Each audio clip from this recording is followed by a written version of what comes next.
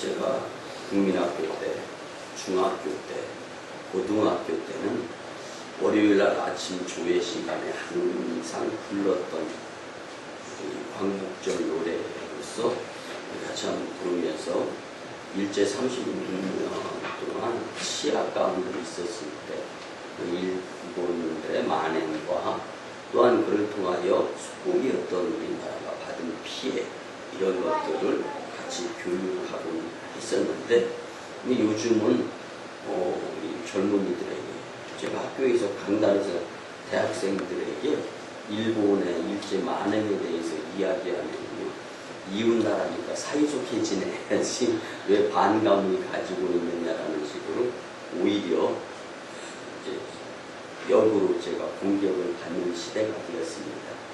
다른 말씀드리는 것이 아니라 말씀을 통해서 믿음의 사람들이 왜 즐겁게 살아야 되는가, 그리고 일본이 우리나라에 행했던 일들을 놓고 볼 때 과연 우리는 이 일제 만행에서의 모습을 아쉬움 후에 그리고 그 일본인들을 미워하자라는 것이 아니라 교훈을 삼고 나라 잃었을 때에 우리가 흙 다시 만져보다 바닷물도 춤을 춘다. 우리나라 땅이었는데 일본의 속국이 되니까 내가 가꾸고 기르던 가축 그리고 소득 이 곡식들 수입원 그리고 내가 살던 집도 일본인이 와서 일본 정부에 얼마의 값을 지불하고 나면 내가 살던 내 집에 내가 세일을 내고 살아야 되는 그러한 환경 가운데에서 살았었던 것을 기억하면서 나라가 부강해야 된다는 교훈을 크게 얻었으면 참 좋겠습니다. 특별히 저는 학교 생활에 충실하지 못하고 중학교, 고등학교 오전 2시간만 강의 듣고 체육관에 가서 운동하고 이랬었기 때문에 잘은 모르는데 제가 알고 있는 세계 제2차 대전은 독일 나치 정권에 의해서 세계를 그냥 전쟁으로 얻으려고 할 때 일본이 합세해가지고 협력을 했고 구소련 지금의 러시아는 미국과 합세해서 연합군이 만들어졌고 그런 가운데에서 많은 사람들이 죽을 수밖에 없었는데 오늘 이 말씀을 다 하면서 설교 끝날 수는 없고 그래서 오늘 말씀을 중심으로 풀어나가면서 이렇게 생각을 해보려고 해요. 여러분들 인사에는 그 사람의 마음이 있을 뿐만 아니라 그 나라의 인사법에는 그 나라의 이전의 모습들이 풍습으로 이렇게 담겨져 있는 일들이 참 많습니다. 여러분들 그래서 이렇게 한번 인사하면서 말씀을 같이 나누었으면 좋겠습니다. 안녕하세요 하나님. 안녕하세요 하나님. 그럼 무슨 생각이 있어요? 하나님 잘 계신가? 안녕하세요 예수님. 안녕하세요 예수님. 안녕하세요 성령님. 안녕하세요 성령님. 아멘. 아멘. 미국의 베니 흰이라는 미국 플로리다 올랜도 지역에서 목회하는 목사님이 계신데 그분이 한 6년 전에 안녕하세요 성령님이라는 책을 썼습니다. 근데 그 책에서 강조하는 것은 그겁니다. 우리가 살면서 성령님과의 교통이 있어야 되는데 그 성도님들을 보면은 열심히 성령님과 교제하는 성도님들이 있는 반면에 그냥 주일날 교회에 나와서 예배 한번 드리는 것으로 성도로서 여기는 성도들도 있다라는 거예요. 그래서 관심. 그래서 책을 쓰면서 성도들이 매일같이 만나는 사람들과 인사 나누는 것처럼 성령님과 인사를 잘 나누면서 살았으면 좋겠다 싶어서 안녕하세요 성령님이라는 책을 썼습니다. 근데 미국 사회의 인사법을 한번 우리가 볼까요? Good morning. Nice to meet you. 만나서 반갑다. How are you? 삶이 어떠냐? 여러분들 이런 것들을 놓고 볼 때 좋지 못한 아침들이 있다라는 거예요. 그래서 또 만나서 반갑다라는 거예요. 삶이 어떻습니까? How are you? 괜찮습니까? 어떻습니까? 이런 인사가 왜 생겼습니까? 미국은요, 프론티어 마인드, 개척정신 아닙니까? 살만한 땅은 인디언들이 다 장악하고 있고, 사막, 뙤약볕 이런 곳을 개간해서 사람이 살도록 만들다 보니까 얼마나 심신이 고단했겠습니까? 그래서 인사가 그렇게 격한 거예요. 반면에 여러분들 한국은 어떻습니까? 지금 60년대 저희들이 태어날 해만 해도요 너무 가난하고 너무 없이 살아가지고 아침에 어르신들을 만나면 식사는 하셨습니까? 진지 드셨어요? 못 드시는 분들이 대반이니까요. 그리고 우리나라 경제가 얼마나 힘들었냐면 저 필리핀, 저 타일랜드, 태국보다도 우리나라가 진짜 더 못 살았었죠. 근데 요즘은 저 필리핀이나 동남아, 저 버마, 말레이시아, 인도네시아 가보면은요, 한국보다 너무 못 사는 지역의 부분 지역들이 너무 많아가지고 이 어렵고 힘들게 경제가 낙후된 지역을 관광하면서 이렇게 이제 그 나라를 방문해가지고 보면은요, 참 한국인으로서 긍지와 자부심 그리고 애국정신, 보람을 많이 느낍니다. 여러분들 우리나라가 참 못 살고 가난해서 징그럽게 밥 먹듯이 밥을 굶던 때가 있었는데 요 상황을 글쎄 일본 사람들이 그 상황 가운데에서도 한국의 소녀, 처녀들에게까지 등치고 사기를 쳤다라는 거예요. 제가 이 말씀을 잠깐 우리 같이 나누려고 하는데요. 세계 제2차 대전 당시 한국인 소녀들을 이렇게 저렇게 속여가지고 그들을 통하여 세계를 집어삼키려고 하는 이제 야욕을 가졌던 나라가 일본인데요. 그러면 지난주 토요일 어제 15일이 이제 이 광복 70주년을 맞이하는 날이었습니다. 근데 이 세계 제2차 대전으로 인해서 전 세계 5천만 명 이상이 사망을 했는데 대다수가 일반 백성들이었습니다. 물론 전쟁터에 참여했던 자들도 죽은 사람들이 많이 있지만 근데 그 주요 기사 내용을 잠깐 같이 나누어 보면요. 타이틀의 내용은요. 짝사랑 고백도 못 해본 16세 소녀였습니다. 그러니까 결국 뭐예요? 16살짜리 소녀가 좋아하는 사람이 있었다는 거예요. 근데 일본인들이 사기를 쳐가지고 등 따시고 배부르게 먹게 해주고 집에다가는 위로금을 줄 테니까 저 중국 상하이에 위안부를 설치해 놓고 그곳에 가서 1년만 있다가 오면 너희 집안도 잘 살게 되고 너 가서 또 등 따시고 배부르게 먹다가 오게 될 것이다. 이렇게 속여가지고 한국의 15, 16, 17, 18 꽃다운 나이의 처녀 소녀들이 그렇게 중국 상하이로 위안부의 삶을 사기를 당해서 그렇게 떠나게 되었습니다. 여러분 16살에 자신의 꽃이라는 걸 잊어버렸고 피기도 전에 짓밟혔고 짝사랑도 고백해보지 못한 한 소녀의 고백입니다. 소녀의 조국인 조선은 1910년 이후 일본의 식민지 생활을 하게 되었습니다.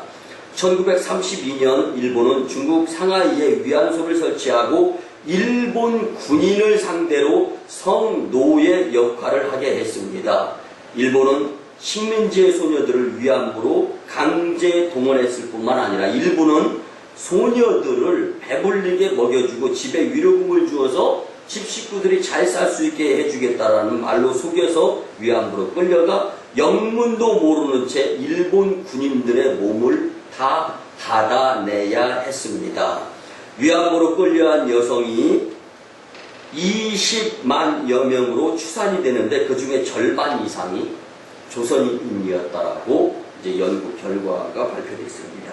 1945년 해방으로 인해서 위안부, 위안소가 폐쇄되고 위안부로 끌려갔던 소녀들은 한국 여인으로서 한국으로 다시 돌아온 여인들이 대다수였는데 자신이 위안부 생활을 했다라는 것을 밝힐 수가 없었고 그들이 말을 하지 않기 때문에 나라에서도 쉬쉬하는 가운데 위안부 문제가 사라져가고 있는 시대에 1991년도 8월 14일에 지금부터 24년 전에 지금은 돌아가신 고 김학순 할머니가 너무 억울하고 너무 분통 터지고 너무 마음속에 응어리 상처가 커가지고 이제 이 처음으로 위안부였음을 공개 증언하면서 나라가 이 문제를 놓고 일본과 싸워줘야 한다라고 제시를 했습니다.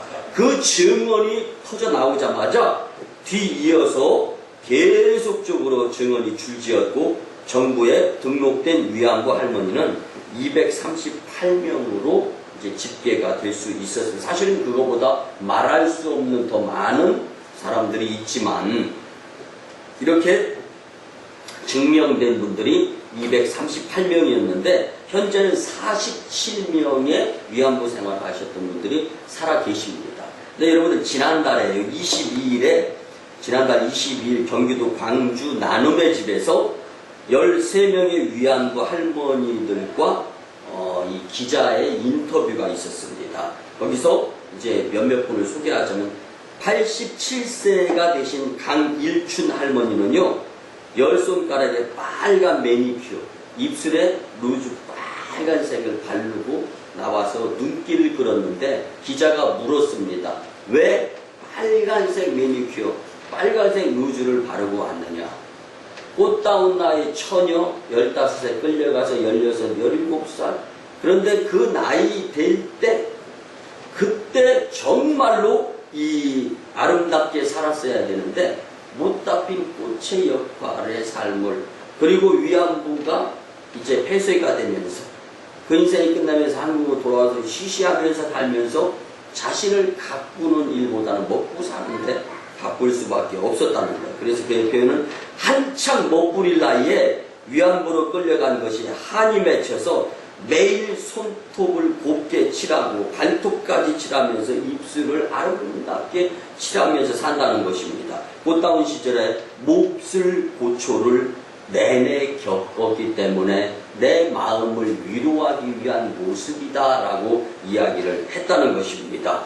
그리고 89세 김군자 할머니는요, 나라가 약해서 일본의 속국으로서 강점기의 삶을 살다 보니까 나 같은 사람이 위안부의 삶을 산 것이 아니냐. 그래서 자신의 전 재산을 고아 청소년들, 일반인들, 부모가 있는 사람들은 부모가 책임져주지 않느냐. 근데 고아 청소년들, 학생들은 학비가 없어서 밥을 굶어가면서 그들 가운데에서도 명석한 지혜를 가지고 나라의 훌륭한 인물로 지도자로 성장할 수 있는 자들이 분명히 있을 것이다라는 생각을 갖고 고아 학생들을 위한 학비 장학금으로 전 재산을 드렸다라는 고백을 또 했습니다. 그뿐만 아니라 88세 이옥선 할머니는요, 우리가 다 죽어도 일본은 꼭 우리에게 용서 구해야 됩니다. 그리고 마지막으로 한 분을 소개하는데 87세 이용수 할머니는요, 나는 일본 아베 총리가 우리에게 사과할 때까지 끝까지 싸우겠다. 여러분들 그 여인이 뭐 지금 80세 쭈그ren팅의 할머니가 무슨 총칼을 들고 나가서 일본 아베 총리의 목을 따겠습니까? 뭐 하겠습니까? 여러분들 이 당했던 사람들의 피 끓는 이 고백이 오늘 또 다른 나의 모습으로서 애국 그리고 정말로 사람이 사람답게 사는 즐거움이 무엇인가를 말씀을 통하여 큰 교훈으로 깨달았으면 참 좋겠습니다. 여러분들 그런데요, 이 여인들이 그 당시 꽃다운 나이 처녀 때 찍었던 사진들을 공개를 했어요. 그래서 보니까요, 꽃다운 나이에 꽃처럼 아름답습니다. 그런데 그 아름다운 모습은 일본에게 빼앗긴 것. 오늘 말씀을 통하여서 진정으로 나라를 사랑하는 마음, 그리고 성도로서 정말로 하나님 나라를 소중히 여기면서 나라가 없을 때 당했던 우리나라의 실제의 36년 모습. 그렇지만 하나님 나라를 잃은 그 마음 역시 억울할 수밖에 없고 손해볼 수밖에 없다라는 것을 느꼈으면 참 좋겠습니다. 근데 우리는요, 이 광복 70주년을 맞이하여서 광복이라는 말을 한번 생각해 봤으면 좋겠어요. 광자는 빛광자입니다. 복자는 회복복자입니다. 빛을 잃었는데 다시금 회복해야 된다는 것이 광복이고 광복절 날인 거예요. 여러분들, 우리도 그렇습니다. 진정한 빛은 예수님이십니다. 그 예수님을 회복해야 됩니다. 이것이 오늘 말씀에 주된 우리에게 주고자 하는 교훈인 것을 꼭 기억하셨으면 참 좋겠습니다. 여러분들, 이 위안부로 끌려갔던 소년은 해방 이후 70년을 어둠 속에서만 지내면서 할머니로 늙어가고 있는 모습. 평균 나이 89.1세. 하지만 자신이 호칭을 잊어버린 47명의 위안부 여성이 아직도 살아있는데 저들에게 빛을 돌려줘야 하는데 이것이 진정한 광복 아닙니까? 그리고 위안부 할머니들의 깊은 주름 아래로 그 고통의 강이 흐르고 있다라는 기자의 그 멘트를 읽으면서, 그래, 작은 일에 연연하면서 아둥바둥대지 말고 큰 나라, 큰 일, 그리고 정말로 나라를 위해서, 정말로 하나님 나라를 위해서, 하나님의 나라 백성, 그리고 우리나라 대한민국의 백성으로서 정말 모든 이들이 행복하게 살아갈 수 있는 길을 선택할 수 있는 다짐의 말씀이 되기를 주님의 이름으로 축복합니다. 여러분들, 이렇게 위안부들의 말씀을 서두에 들으니까 한편으로는 광복절인 것과 동시에 좀 슬프지 않습니까? 여러분들, 남일 같지 않지 않습니까? 왜 그렇습니까? 자유를 잃어버렸기 때문에. 그러면 자유가 이렇게 소중합니다. 근데 오늘 본문의 말씀을 보니까요, 기쁨으로 내 음식물을 먹고 즐거운 마음으로 내 포도주를 마실지어다. 아멘. 여러분들, 그렇습니다.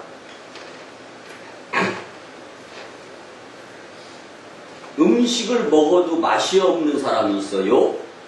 무엇을 마셔도 즐겁지가 않은 사람이 있어요. 그런 사람은 어떤 사람이에요? 병 걸린 사람. 그런 사람은 어떤 사람이에요?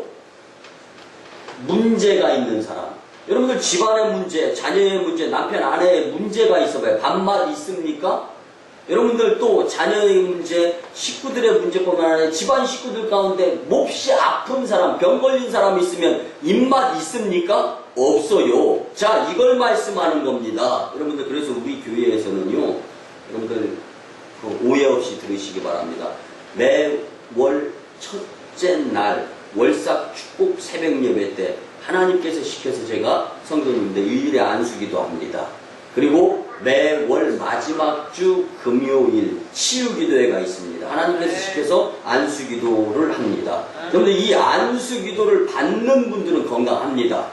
왜 그러냐면 하나님께서 저한테 그런 믿음의 행위를 허락해 주셔서 제가 그 주님의 뜻을 이어받아서 선포하고, 그리고 또 안수기도 하는데, 그런 분들은 미래에 이후에 잘못되어질 각종 질병으로부터 예방도 될 뿐만 아니라 치료도 이루어진다는 것을 꼭 기억하시면서, 왜 우리 오송광림교회 성도인가를 기억하시고, 여러분들 정말로 병 걸리고 나서 문제 생기고 나서 후회하면서 눈물 흘려가면서 저 찾아와가지고 기도드려 달라고 이러지 마시고 미리미리 교회 안에서 손해보지 않는 자들이 꼭 되셨으면 참 좋겠습니다.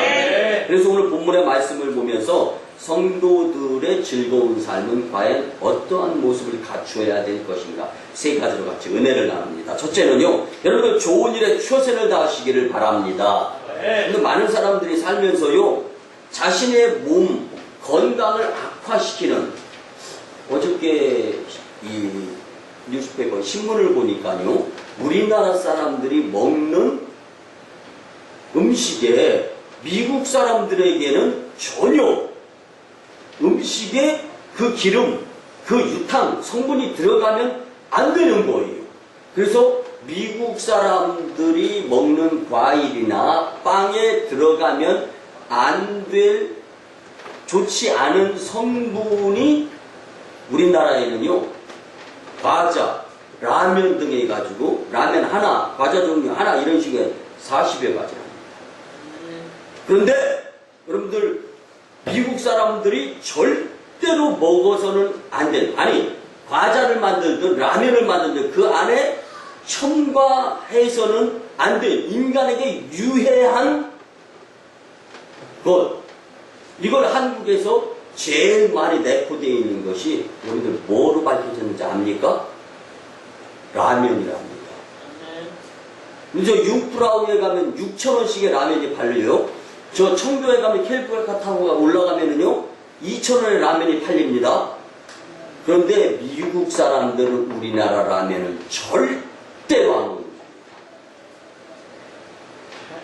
여러분들 이런 것들을 놓고 볼 때 왜 이런 말씀을 드리냐면요, 좋은 일에 습관이 들여지면 좋은 사람이 되고 좋은 결과를 낳는 인생이 되게 되어 있다는 말씀이에요. 근데 잘못된 건 먹어서, 그래서 여러분들 한 실제적인 예로 캐나다에 가면은요 동물원에 곰들이 참 많습니다.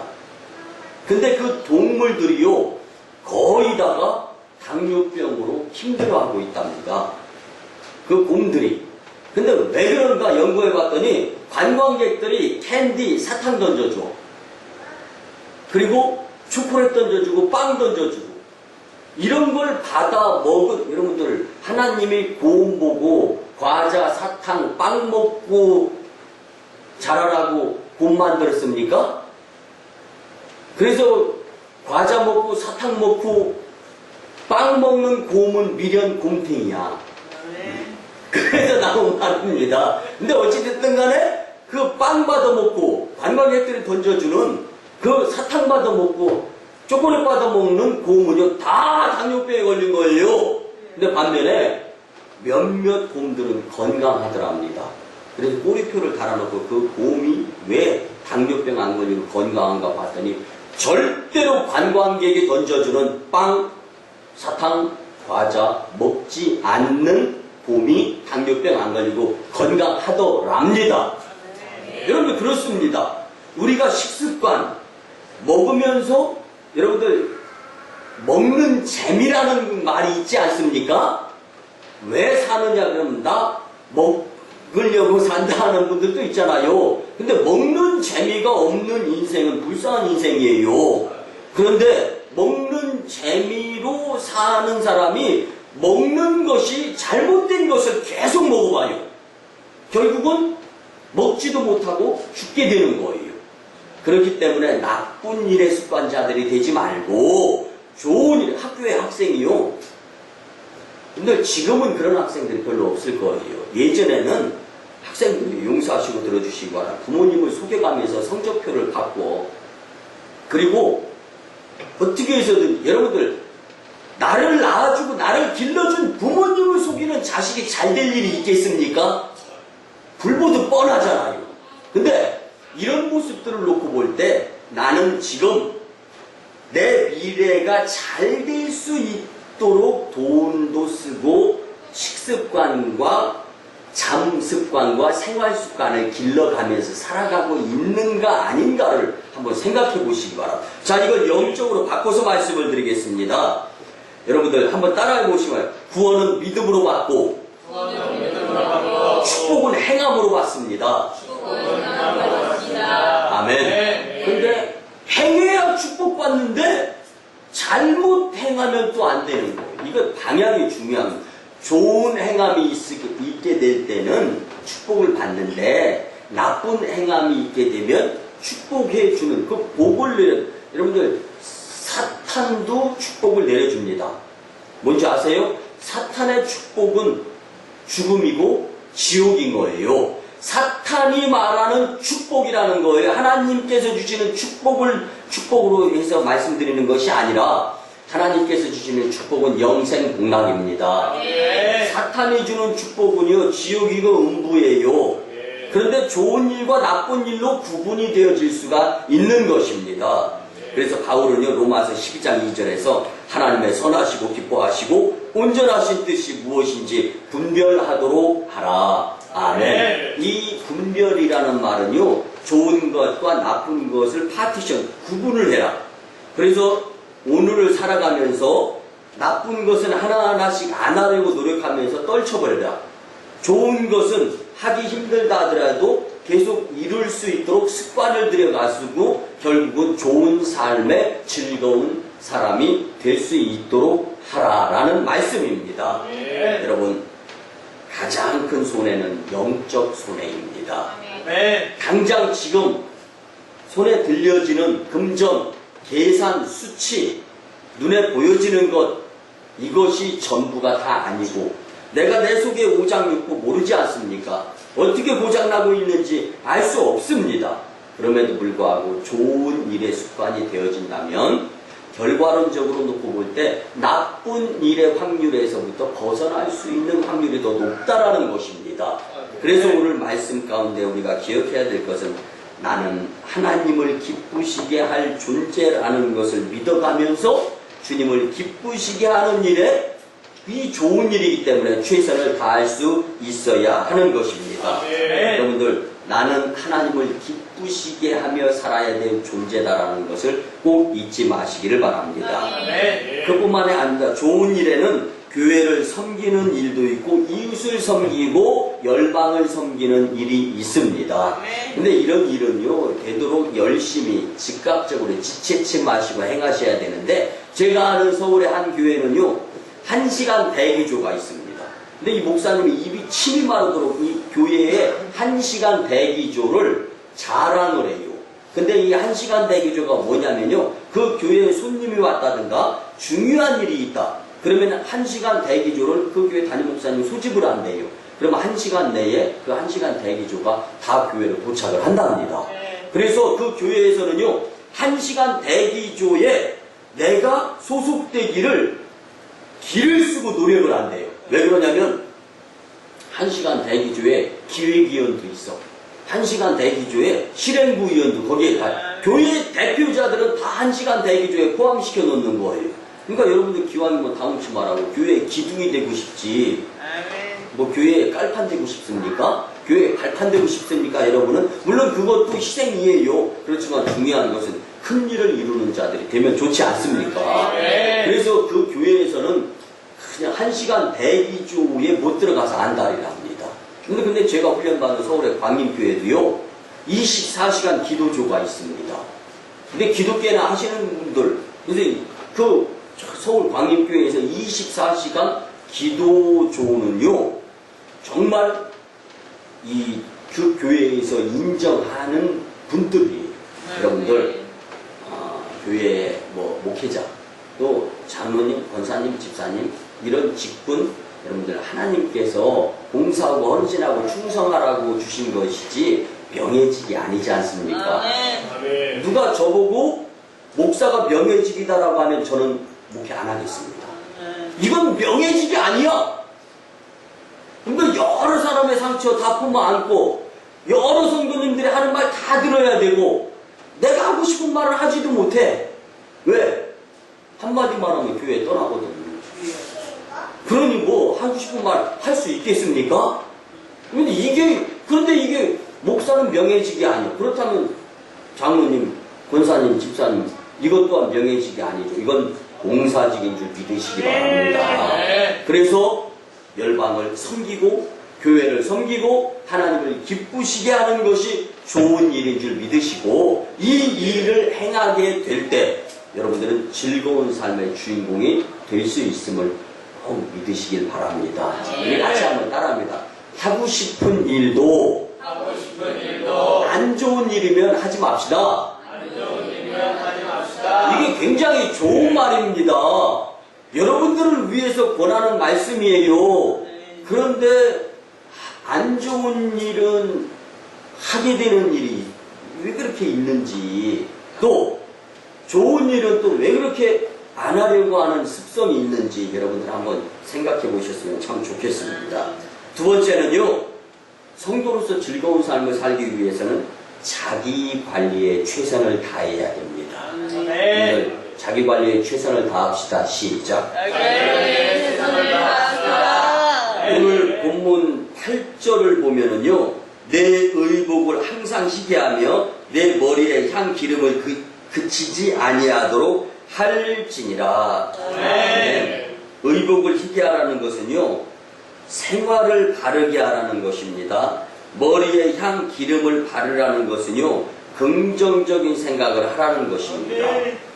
그런데요, 뇌를 연구하는 학자들, 박사들의 연구 결과 사람은 하루에 5만 가지를 기억할 수 있는 두뇌를 가지고 있답니다. 그런데 오늘 5만 가지 다 기억했어. 내일 5만 가지 또 다 기억했어. 이렇게 계속 5만 가지를 다 기억하면서 잃어버리지 않고 사는 사람이 미친 사람이 된답니다. 여러분들 가끔 가다가 요즘은 미친 사람 구경하기 하늘로 벌단인데, 제가 청소년기 때만 해도 미친 분들 참 많이 보였어요. 근데 이 왜 미친 분들은 참 궁금한 것이 왜 빨간 속옷을 입고 다니고 그러는지 알 수가 없어요. 근데 이 미친 분들이 헷가닥 했다가 안 미치고 다시 잠깐 돌아왔을 때는 뇌가 굉장히 좋아요. 저 그런 분들 많이 봤어요. 안 잊어버리니까 미치는 것 아닌가라는 생각을 가져보는데, 여러분들, 그래서 제가 뭐 열쇠를 잊어버린다든가 등등 뭐 중요한 거 잊어버리는 분들에게 제가 좋은 걸 가르쳐 드렸는데, 그렇게 활용하고 계시죠?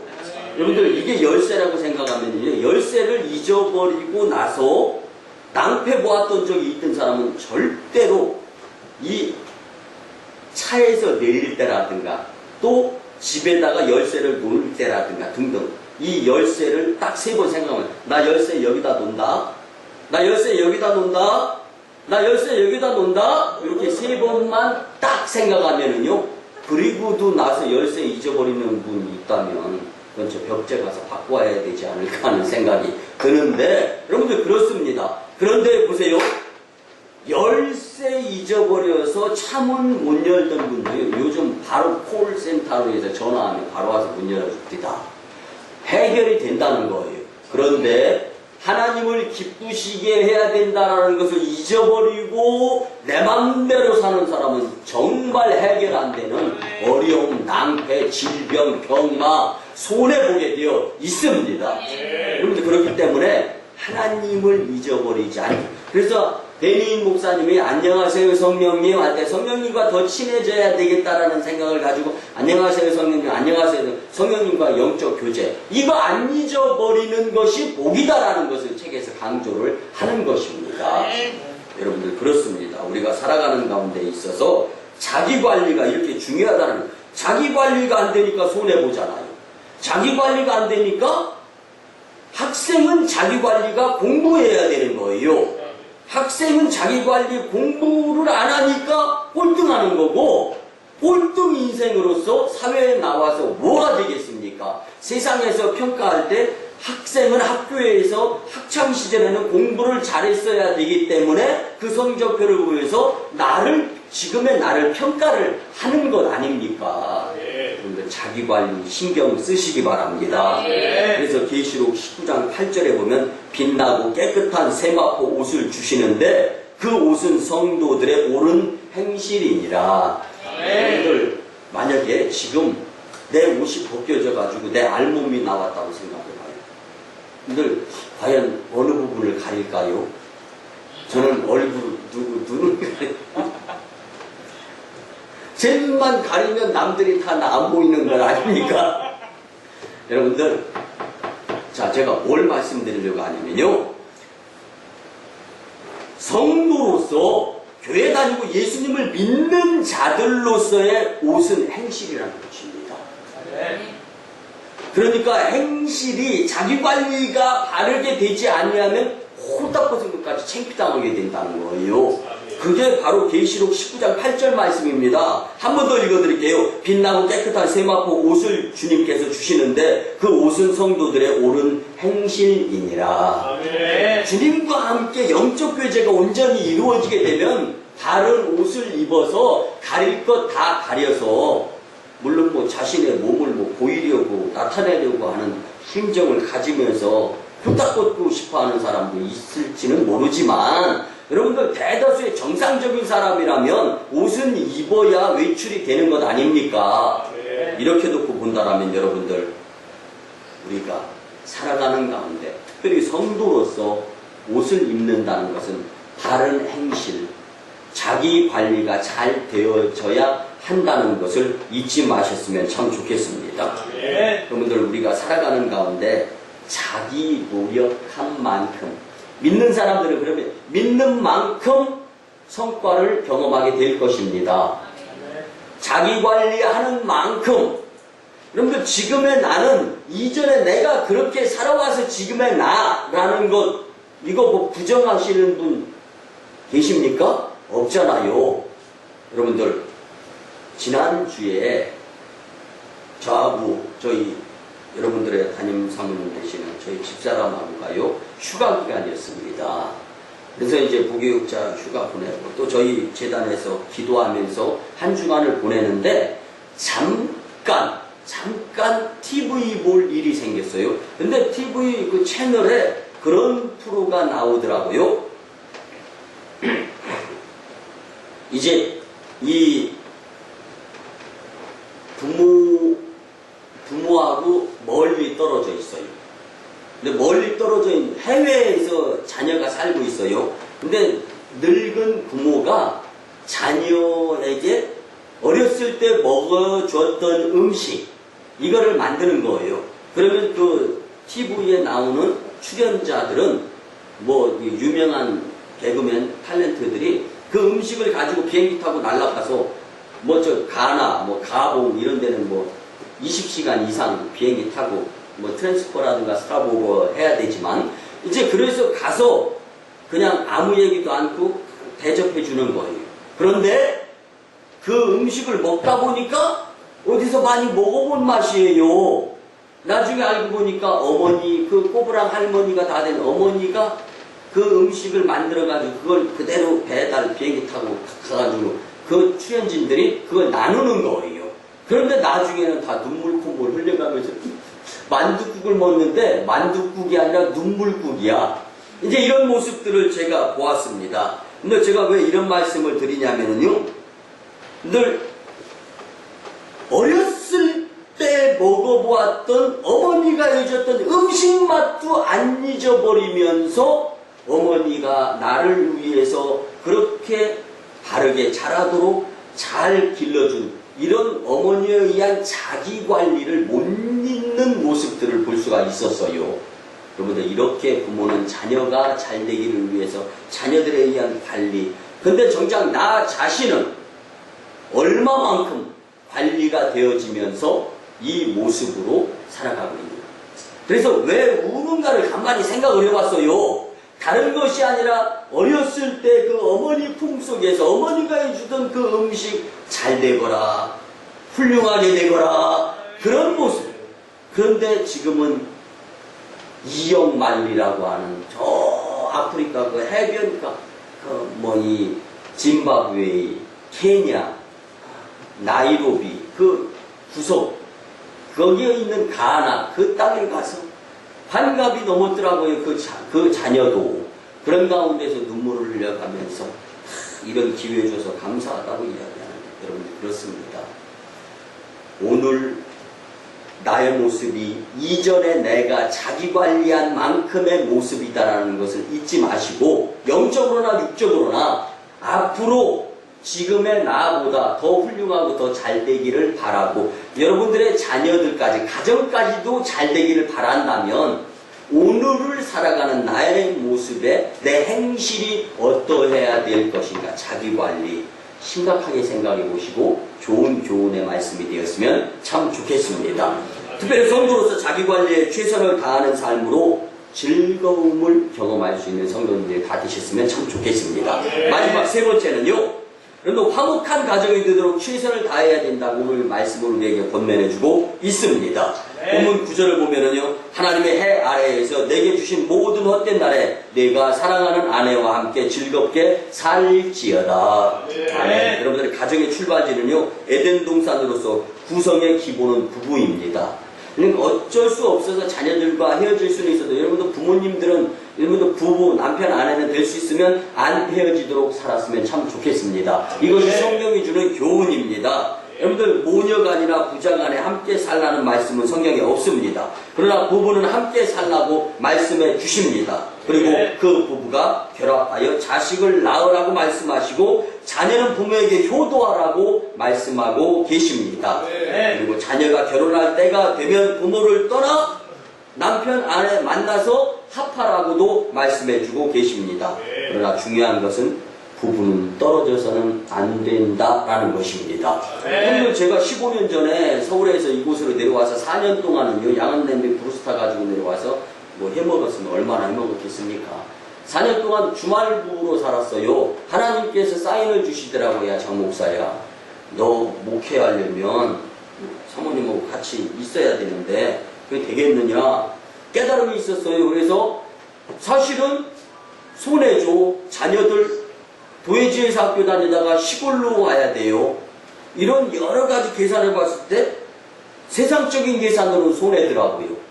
그런데 이거 계산하면서 목회하다 보면 하나님 앞에 떳떳한 목자가 될 수가 없다라는 생각을 가지고 다 이사해서 내려왔어요. 금전적인 부분으로서는 손해일지는 모르지만 지금까지 후회하는 것 없이 건강한 가운데 목회에 나갈 수 있도록 은혜 주시는 하나님을 경험하며 감사하면서 지금은 내 식구가 다 같이 살아가는 모습 가운데에서 행복한 가정생활을 살아가고 있습니다. 여러분 사업 때문에 자녀 교육 때문에 남편 아내가 기러기 엄마 기러기 아빠가 돼가지고 헤어지는 것 성경적이지 못하다라는 것 한 번쯤 생각해 보시기 바랍니다. 나라적으로도 가와만사성이라는 말이 있어요. 같이 살면서 가정이 행복해야 이룰 것이 잘 이루어진다라는 말씀입니다. 특별히 말씀적으로 잠언 17장 2절에 보면 마른 떡 한 조각만 있고도 화목하는 것이 제육이 집에 가득하고도 다투는 것보다 나으니라. 리얼하게 설명을 드리겠습니다. 돈 산더미처럼 쌓아놓고 있으면서 마음이 불편하고 먹어도 입맛이 없는 그러한 가정보다 돈은 없어도 서로 위하고 평안한 마음을 가지고 살아가는 집이 훨씬 행복하다라는 말씀입니다. 무슨 말씀입니까? 화목한 가정, 마음가짐, 그리고 하나님이 시키는 대로 살아가는 것이 행복이고 축복이다라는 말씀입니다. 여러분들 주님은 여러분의 가정이 화목하기를 원합니다. 최선을 다하여 화목한 가정을 꾸리려고 노력하는 삶, 그리고 금전적인 계산보다는 오히려 가정의 식구들이 행복하고 즐겁게 살 수 있는 것을 먼저 생각할 수 있는 여러분들이 되셨으면 참 좋겠습니다. 말씀의 결론을 드립니다. 사랑하는 성도 여러분, 오늘 본문 10절에 보면은 내 손이 일을 얻는 대로 힘을 다하여 할지어다. 아멘. 여러분들 지금 숨 쉬고 살아있는 동안 내가 맡은 주님의 일에 최선을 다하기를 바라는 하나님의 당부의 말씀입니다.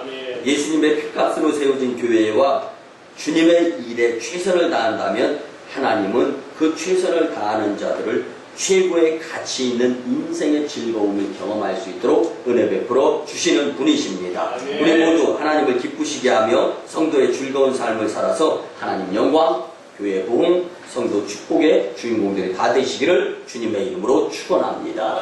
기도드립니다. 고마우신 주님의 은혜 아버지 하나님, 온동의 이 시대를 불쌍히 여겨 주시옵소서. 특별히 종교적으로는 이단과 무슬림, 정치적으로는 부정부패와 당리당략, 사회적으로는 동성애자, 취업 문제, 그리고 환경적으로는 여러 가지 바이러스와 질병이 난무하는 이 시대에 우리 오성광인 공동체와 성도님들이 주신 말씀대로 성도의 즐거운 삶을 살아가면서 주님을 기쁘시게 하면서 나쁜 습관이 그쳐지고 좋은 습관을 통하여 자기관리 가운데에서 행복자, 축복자, 그리고 기쁨이 넘치는 즐거운 신앙의 삶의 주인공들이 다 될 수 있도록 크신 은혜 나누어 주시옵소서. 감사드립니다. 존귀하신 예수님의 이름으로 축복하며 기도드리옵나이다. 아멘.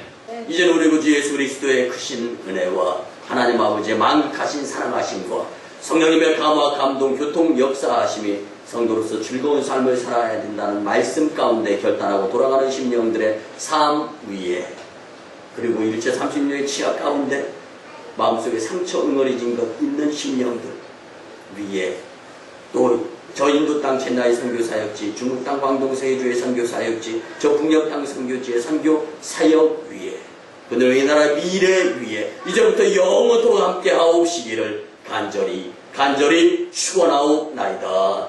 아멘.